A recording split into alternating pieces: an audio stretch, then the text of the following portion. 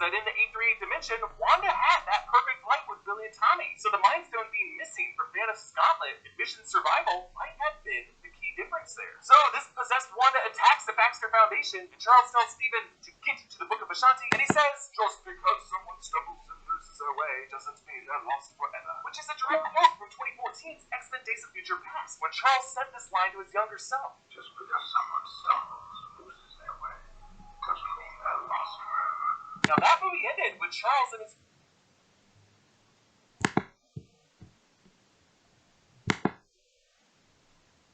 Welcome back to New Rockstars. I'm Eric Voss, and this is a breakdown of Doctor Strange, Lynn Richards, and Valeria Richards, and confirming that lineage that will one day lead to Nathaniel Richards. Kang. Wanda erases Black Bolt's mouth like Neo in The Matrix, and folks, this is the most horrific death we have seen in the MCU. And I hate to do this, but we gotta go through it here. Just think about it. Black Bolt does not have to scream. The guy spends most of his time not at all using his vocal cords. It's just the panic of his mouth being erased that rattles him to his core. So he ends up making the worst possible mistake of vocalizing anything. That scream ricochets around his jaw. You can see it glowing on the other side of his skin until it amplifies, and goes back into his brain. Blood blowing out of his nose, his eyes bulging a bit, and his skull blows out the back, then caving in, and the brains oozing out the side as his tuning fork flickers out. God almighty! Then Reed makes the mistake of attacking. Wanda unravels his elastic body into ribbons and then pops his head like a pinata. So then Peggy and Maria jump in, Peggy using jetpack thrusters that she presumably got from Reed. Peggy spits out some blood and then quotes Cap's iconic line of, "I can do this all day," but then poor Peggy gets severed at the midsection by her own shield. Actually, if you look closely, after that shield goes through, Peggy is still initially in one piece, and as the camera refocuses on the shield in the foreground, her blurry form in the background slumps forward, but into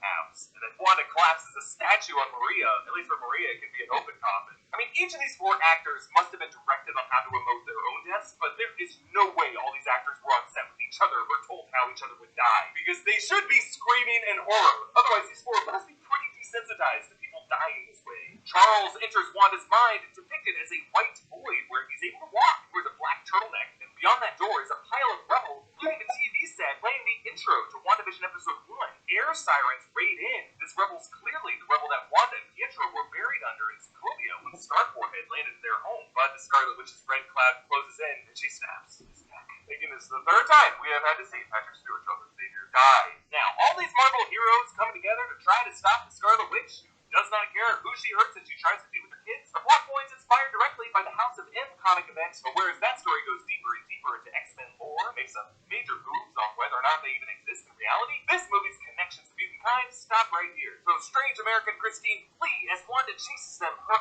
eyes glowing red, looking a lot like her zombie form from those episodes of What If. They find the hatch to the waypoint of the Book of Ashanti, but it is locked, requiring a special key. Strange's wristwatch given to him by Christine. Another absolute element shared by all Stranges. So they get to the Book of Ashanti in the Gap Junction, but Wanda attacks, and a page from the book burns out, showing a star if you look closely. So remember, the Darkhold page showed the Scarlet Witch. This book shows American Chanda as a symbol, proof that the girl was destined to be the perfect antidote to the dark sorcery of the Scarlet Witch. Strange sees this page burn, which is how he knows what to tell America in that final act. Strange and Christine get vanished to a post-incursion universe, which slowly melts, and melting looking a lot like the way reality eroded in What If Episode 4 after Strange broke an absolute point. And they pass a floating honey beige 1973 Oldsmobile Delta 88, the same car Sam Raimi puts in all of his movies. It was Uncle Ben's car in the Spider-Man movies. It appeared in the Evil Dead series and in Drag Me to Hell. Now you'll notice this incursion universe has 2 red streaks racing through it, the same color as that looming crescent shape beyond the Sanctum stairway. Now kids, what are crescents? Crescents, of course, are formed by the shadow of the Earth on the moon from the light of the sun behind us. So I wonder if this crescent could be this dead world's shadow being cast on the other world that collided into it. Maybe Earth 838, the reality of 838 Strange that collided into this universe, the dimension of Sinister Strange. That could have been the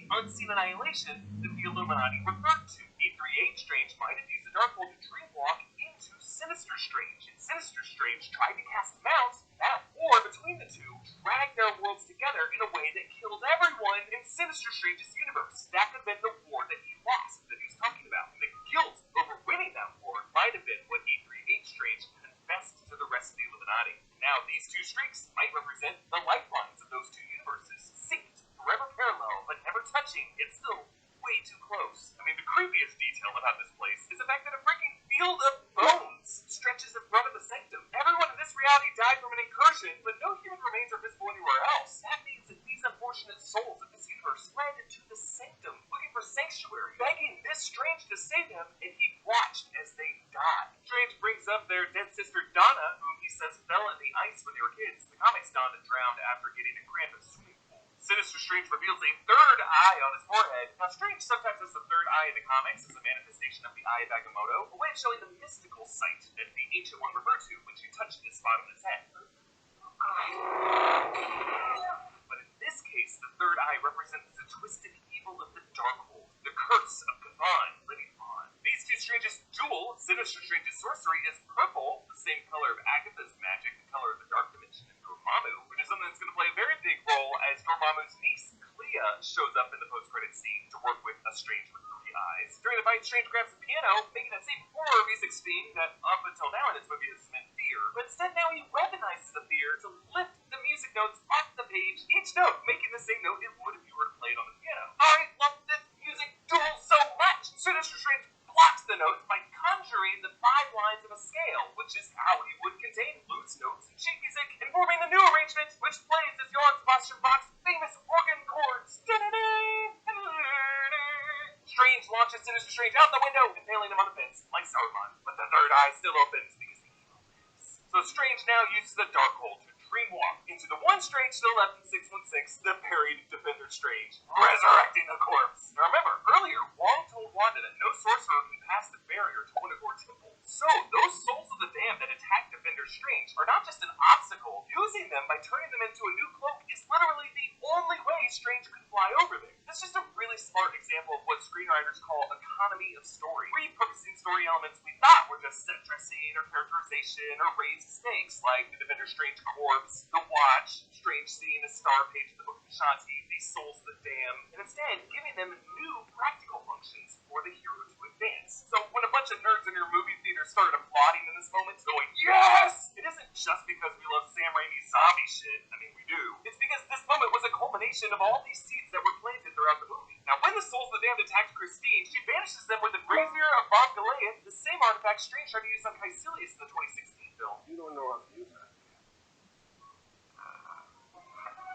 Yeah, so that is why Caecilius hesitated. That thing could have banished him to hell. Strange arrives with the damned soul cape. Wanda says, "Dreamwalking, you hypocrites!" The same thing Caecilius shouted at the Ancient One when she used Dark Dimension magic. Hypocrite! Now, realizing America's power is needed to beat Wanda, Strange repeats, This is the only way. so once again, we have looped back to the opening scene. A Defender Strange must once again face this moral quandary of sacrifice in America. This time, though, America accepts her fate. So, why does Strange now make a different choice? What has changed? What makes this Strange different? Well, this Strange trusts America to control her own power because every portal she opened in this film has brought them to where they needed to go. Remember, this is the same Strange who looked at 14,605 paths and found the one correct path for his life. And so, unlike all the other Stranges who are always seeking a better life, including 838 Strange, who looked in a different universe for one, our Strange finally realizes he has gratitude for the path that he is on. Because, folks, the true ideal of America is not the pursuit of happiness, it's gratitude for what we have. So America punches Wanda first into hell.